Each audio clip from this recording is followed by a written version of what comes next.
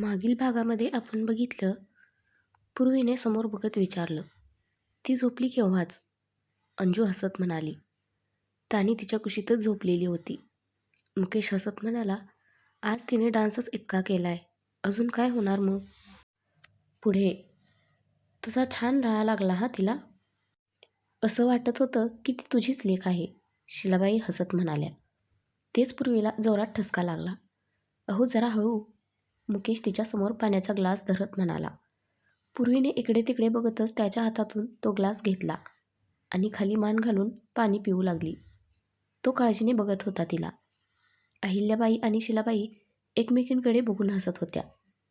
दिनेशराव अहिल्याबाईजवळ जात हळूच म्हणाले, तुमच्या मनात तसलं काही चाललेले तर नाही आहे ना? आता काही विचारू नका, मी बोलते तुमच्यासोबत नंतर. अहिल्याबाईही त्यांना हळूच म्हणाल्या.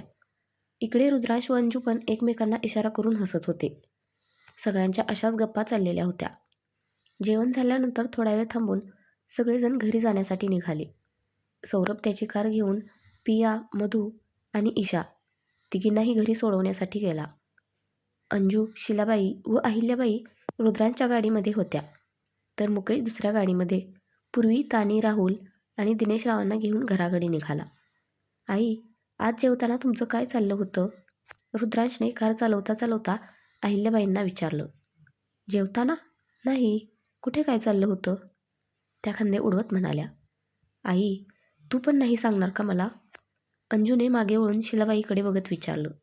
त्या न समजून म्हणाल्या, कशाबद्दल बोलतेस तू? रुद्रांशने कार थांबवली. तो मागे बघत म्हणाला, आई, मला कळलंय सगळं. मुकेश आणि पूर्वीताईबद्दल काहीतरी चालले तुमच्या मनामध्ये, हो ना? अहिल्याबाई हसल्या आणि म्हणाल्या, बरं झालं तुला कळलं. तूच बोल आता मुकेशसोबत. चांगला मुलगा आहे. मी पूर्वीसोबत बोलते. दोघांनीही एकसारखेच दिवस पाहिले आहेत, त्यामुळे एकमेकांना साजेसे पण आहेत आणि एकमेकांना समजूनही घेतील ते. मला कळते आई की तुला ताईचं घर बसलेलं पुन्हा पाहायचं आहे. तुझी निवड पण योग्य आहे, पण आपण लगेच पुढची बोलणी करण्यात अर्थ नाही. रुद्रांश शांतपणे म्हणाला. का? त्यांनी थोडंसं गडबडून विचारलं. अगं त्यांनी पण एकमेकांना पसंत करायला नको का? रुद्रांशने विचारलं. मुकेशला पूर्वी आवडले हे मी खात्रीने सांगते, शिलाबाई त्याच्याकडे बघत म्हणाल्या. आणि राहिला पूर्वीचा प्रश्न तर तिला मी समजावते, अहिल्याबाई पण लगेच म्हणाल्या. रुद्रांशने अंजूकडे पाहिलं. तो तिला याबद्दल विचारेल असं वाटलं नव्हतं. लग्नाआधीच तो तिचं घरच्यांबाबतीत मत घेत आहे हे बघून तिचं मन सुखावले. शिलाबाईंचंही तसंच होतं. मला पटते यांचं बोलणं. तानीसाठी खरंच योग्य राहतील हे. तिला तर ते आत्ताच इतके आवडतात, अंजू हसत म्हणाली. तो मग म्हणाला, ठीक आहे, पण तरी लगेच बोलायला नको, थोडा वेळ जाऊ देत. त्यांना एकत्र कसं आणता येईल याची प्लॅनिंग करूयात आणि मग बघूयात. हे ठीक राहील. दोघांनाही हो म्हणताना काहीच प्रॉब्लेम वाटणार नाही मग. अंजू रुद्रांच्या बोलण्याला दुजोरा देत म्हणाली. तुला करायचंय ते कर, मला फक्त त्या दोघांचं लग्न झालेलं पाहायचंय बस. अहिल्याबाई म्हणाल्या. होईल ग आई, आपण करू, रुद्रांश पुढे बघत म्हणाला. चौघेही समाधानाने हसले. सगळ्यांना घरी सोडून रुद्रांश राहुल व मुकेशसोबत बाहेर आला. आपण पुन्हा कुठे चाललो आहोत सर? राहुलने रुद्रांशला विचारलं. कळेल थोड्याच वेळात. आणि मुकेश, तुझा मुद्दा खरा वाटू लागला आहे मला आता. कोणता सर? मुकेशने रुद्रांशकडे बघत विचारलं. तू म्हणालास ना की ज्या माणसाचा मला कॉल आला होता त्याचा आणि गिरीशचा काहीतरी संबंध असेल म्हणून. मी आधी विचारच केला नाही. मला आणि सौरभला मारायला येणारी माणसे ते पुरावे घेण्यासाठीच आली होती. आणि मला मारण्यासाठी सुद्धा, रुद्रांश सगळं आठवत म्हणाला. तेच तर सर, गिरीशला त्याचा बदला पूर्ण करायचा होता आणि त्या माणसाला ती बॅग पाहिजे असेल. पण असं एवढं इम्पॉर्टंट काय आहे त्यामध्ये? मुकेशने त्याला विचारलं. इम्पॉर्टंटच असणार, त्याशिवाय तो मागे लागणार नाही, राहुल म्हणाला. रुद्रांशने एका ठिकाणी कार थांबवली. आपण पुन्हा केटर्सकडेच आलो सर, राहुल रुद्रांशकडे बघत म्हणाला. रुद्रांश हसला आणि आत गेला. मुकेश व राहुल पण त्याच्या मागे गेले. आले सगळेजण? रुद्रांशने आत गेल्या गेल्या विचारलं. तिथला मॅनेजर पुढे येत म्हणाला. तुम्ही मेसेज केल्या केल्या मी सगळ्यांना बोलवलं आहे, फक्त निलेश नाही आला. निलेश? रुद्रांशने साशंक होत विचारलं. 4च दिवस झाले होते त्याला जॉईन करून. आता फोन करतोय तर उचलत नाहीये, मॅनेजर कपाळावरचा घाम पुसत म्हणाला. आधीच रुद्रांशने एवढ्या रात्री बोलवलं म्हणून त्याला टेन्शन आलं होतं.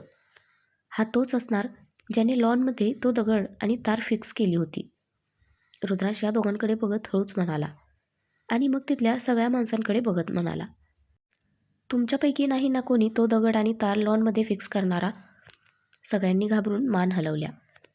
रुद्रांशची तीक्ष्ण नजर सगळ्यांचे चेहरे वाचण्याचं काम करत होती. मॅनेजर रुद्रांशकडे बघत म्हणाला, हे सगळेजण गेली 3 वर्षे इथे काम करतायत सर. यांची गॅरंटी मी देतो. निलेशचा ॲड्रेस वगैरे तर असेल ना तुमच्याकडे? मुकेशने त्याला विचारलं. रुद्रांश हसत म्हणाला, तो त्याचा खरा ॲड्रेस देईल असं वाटतं का मुकेश तुला? तो आलाच या कामासाठी होता. मॅनेजर, त्याचा फोटो तरी असेल ना तुमच्याकडे? हो आहे ना, मी सेंड करतो तुम्हाला. मॅनेजर मोबाईल काढत म्हणाला. त्याने लगेच निलेशचा फोटो त्याला पाठवला. तो निलेश जर कधी दिसला किंवा त्याने काही कॉन्टॅक्ट केला तर लगेच मला कॉन्टॅक्ट करा. रुद्रांश सगळ्यांकडे बघत जरबी सुरात म्हणाला. सगळेजण मान हलवत हो म्हणाले. हे तिघेही मग कारमध्ये येऊन बसले. उद्या सगळ्या पोलीस स्टेशनमध्ये हा फोटो पाठव राहुल. आणि हो, ट्रॅफिक पोलिसांना सुद्धा पाठव. हा निलेश लगेच काही शहर सोडून जाणार नाही. तो भेटला की फोन करणारा माणूस कोण आहे हे तरी शोधता येईल. रुद्रांश त्याला सूचना देत म्हणाला. मला काय वाटतं सर, ज्या माणसाने तुम्हाला कॉल केला, गिरीशने त्याच माणसाला ते सिरम विकलं नसेल ना? राहुलने विचार करत विचारलं. मुकेश पण लगेच म्हणाला, किंवा हा तोच माणूस असेल ज्याने गिरीशला ते सिरम बनवायला सांगितलं असेल. दोन्ही पॉसिबिलिटीज नाकारता येणार नाहीत. मला 5 दिवस दिलेत त्याने. या 5 दिवसांमध्येच त्याला शोधावं लागणार आपल्याला. नाहीतर मला पुरावे त्याला द्यावेच लागतील. रुद्रांश दूरवर नजर लावून विचार करत म्हणाला. ते पुरावे आहेत, त्याच्या कॉपीज बनवल्या तर? म्हणजे आपल्याकडे ते पुरावे कायमचे राहतील, राहुल म्हणाला. हो, हा बरोबर बोलतोय. मुकेश पण सहमती दाखवत म्हणाला. रुद्रांश काहीतरी विचार करत होता. त्याने काहीच न बोलता कार स्टार्ट केली. या दोघांनीही एकमेकांकडे बघून खांदे उडवले. रुद्रांश घरी आला. उद्या भेटू आणि काय करायचे ते ठरवू. तोपर्यंत मी सांगितलेलं काम करून ठेवा. आणखी एक, त्याने ज्या नंबरवरून कॉल केला तो पण चेक करा. मला नाही वाटत त्याचा उपयोग होईल, पण तरी चेक करा. रुद्रांश त्या दोघांना सूचना देत म्हणाला. ते दोघेही हो बोलून त्याला बाय करून गेले. रुद्रांश घरात आला. सगळेजण झोपलेले होते. तो त्याच्या रूममध्ये आला तर अहिल्याबाई तिथेच मागे डोकं टेकून झोपलेल्या होत्या. सौरभ त्यांच्या मांडीवर डोकं टेकून चांगलाच घोरत होता. रुद्रांश समाधानाने हसला. त्याने अल्हादपणे सौरभला बेडवर झोपवलं. तो अहिल्याबाईंच्या जवळ जाऊन त्यांच्या डोक्यामागे उशी ठेवणार तितक्यात त्या उठल्या. अरे आलास तू? त्या डोळे चोळत म्हणाल्या. सॉरी, झोप मोड केली तुझी. रुद्रांश सौरभकडे डोळ्यांनी इशारा करत हळूच म्हणाला. अरे आत्ताच तर डोळा लागला होता. त्याही सौरभच्या डोक्यावरून मायेने हात फिरवत म्हणाल्या. महाराजांनी चांगलीच सेवा करून घेतली दिसते. तो सौरभकडे बघून हसत म्हणाला. त्याच्या मनावरचं ओझं आज कुठे कमी झालं होतं. हो, आज कुठे शांत झोप लागली असेल त्याला. त्या त्याला कुरवाळत म्हणाल्या. सगळ्यांनाच, रुद्रांश हसत म्हणाला. चल तू पण झोपून घे, उद्या लवकर जायचं असेल ना? त्या सरळ होत म्हणाल्या. हो, तू झोप इथेच, मी जातो बाबा. रुद्रांश, नको नको, तुला तिथे झोप नाही यायची, मी जाते खाली. अहिल्याबाई उठत म्हणाल्या. मला तिथे नाही यायची की तुला इथे झोप नाही यायची? रुद्रांशने खट्याळ हसत विचारलं. सौरभसारखी तो पण माझी घ्यायला लागलास काय रे हा? त्या अलगद त्याच्या तोंडावर चापट मारत म्हणाल्या आणि त्याच्या चेहऱ्यावरून हात फिरवत म्हणाल्या. आता कसं सगळं ठीक आहे.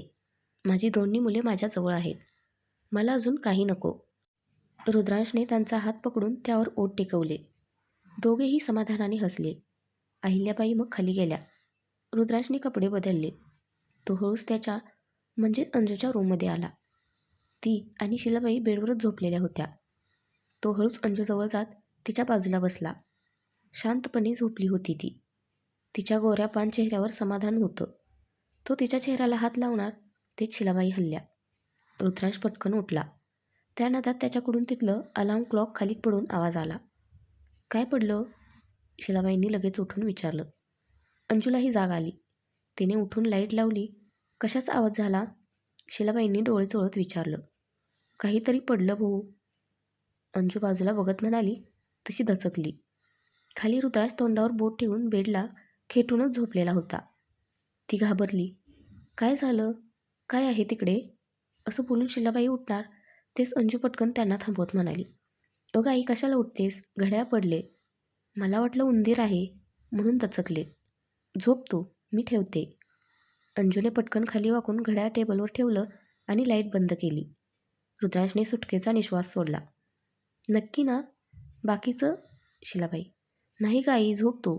अंजू शिलाबाईंना झोपवत म्हणाली आणि तिने त्यांना मिठी मारली. रुद्रांश रिलॅक्स होऊन तसाच खाली झोपून राहिला. थोड्याच वेळेत शिलाबाई घोरायला लागल्या. अंजू हळूच बाजूला झाली. रुद्रांशी आवाज न करता उठला. त्याने अंजूचा हात पकडला. काय करताय? तिने हळूच हात मागे घेत विचारलं आणि डोळे मोठे करून शिलाबाईंकडे इशारा केला. बाहेर चल, तो पण हळूच म्हणाला. ती घाबरून नकारात्मक मान हलवत नाही म्हणाली. त्याने तोंड बारीक केलं. ती हसली. दोघेही अलगद पावलांनी बाहेर आले. अंजूने हळूच दरवाजा लावला. रुद्रांश अंजूला घेऊन टेरेसवर आला. ही काय वेळ आहे का भेटण्याची? सकाळी भेटलोच असतो ना. आई उठली तर? ती थोडंसं ओरडत म्हणाली. हो पण मला भेटायचं होतं ना. कशासाठी? अंजूने हाताची घडी घालत विचारलं.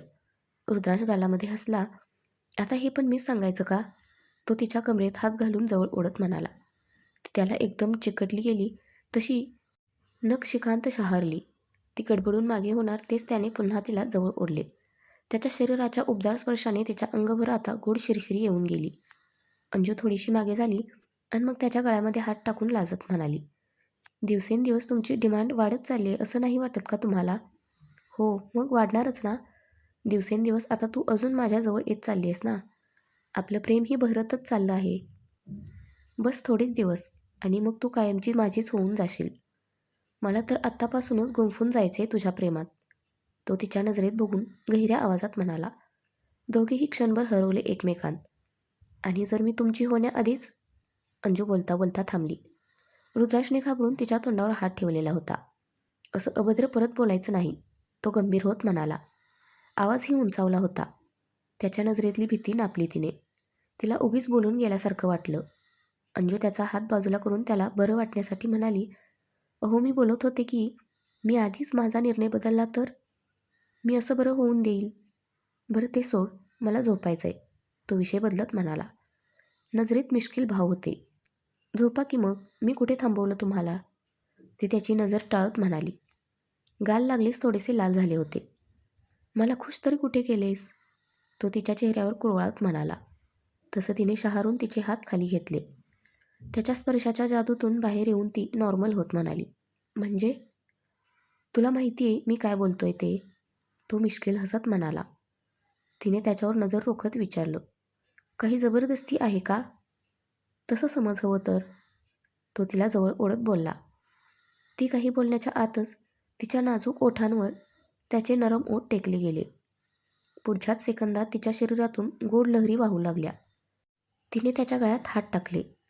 त्यानेही त्याचे दोन्ही हात तिच्या भोवती घट्ट गुंफले. त्याच्यासोबत ती हळूहळू त्याच्या गोड विश्वात हरवून गेली.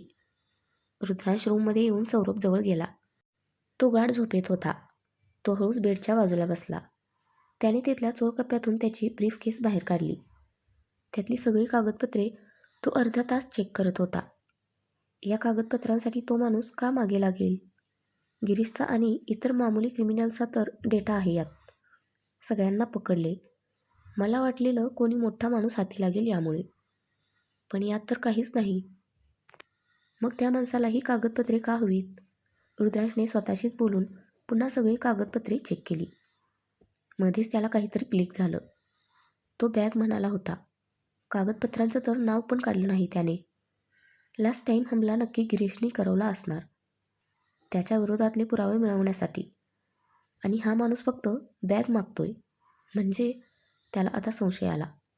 रुद्रांश पटकन टेरेसवर गेला. तिथे त्याच्या जिमच्या साहित्यांमागे काही बॉक्सेस पडलेले होते. रुद्रांश प्रत्येक बॉक्स चेक करू लागला. त्याला एका बॉक्समध्ये एक ब्लॅक कलरची स्कूल बॅग भेटली. त्याने रूममध्ये येऊन बॅग व्यवस्थित चेक केली. त्यात काहीच नव्हतं. तो ती बॅग बाजूला ठेवणार तसं त्याच्या हाताला काहीतरी जाणवलं. हे काय आहे? तो नीट चेक करत म्हणाला. त्यामध्ये एक पेनड्राईव्ह होता. ओ, म्हणून बॅग हवी होती तर? तो विजयी हसत म्हणाला. त्याने पटकन त्याचा लॅपटॉप ऑन करून पेनड्राईव्ह कनेक्ट केला. त्यामध्ये 2-3 फोल्डर्स होते, ज्यात खूप साऱ्या फाईल्स होत्या. त्याने एक ओपन करून बघितली.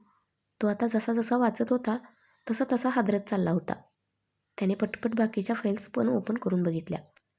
त्याला आता चांगलाच घाम फुटलेला होता. हे कसं शक्य आहे? ही इन्फॉर्मेशन जर त्या माणसाला भेटली तर? पण ही इन्फॉर्मेशन या पेनड्रॉईव्हमध्ये आलीच कशी? कुणी दिली तर नसेल? पण कुणी? रुद्रांश घाबरून स्वतःशीच बडबडत होता. त्याने लॅपटॉप बंद केला आणि मोबाईल घेऊन कॉल केला. हॅलो मुकेश, मला आत्ताच्या आत्ता भेट स्टेशनमध्ये. रुद्रांश त्याचे कपडे बाहेर काढत म्हणाला. का सर, काही गडबड? मुकेशने झोपलेल्या आवाजात विचारलं. तू ये, मग सांगतो मी. रुद्रांश पॅन्ट बदलत म्हणाला. राहुल? मुकेश. नको, तू एकटाच ये. रुद्रांश त्याला मध्येच तोडत म्हणाला. ओके सर, मुकेश म्हणाला. रुद्रांशने कॉल कट केला. अंगावरचा शर्ट बदलून तो घराबाहेर पडला. तर फ्रेंड्स, आजचा भाग कसा वाटला नक्की कमेंट करून सांगा. धन्यवाद.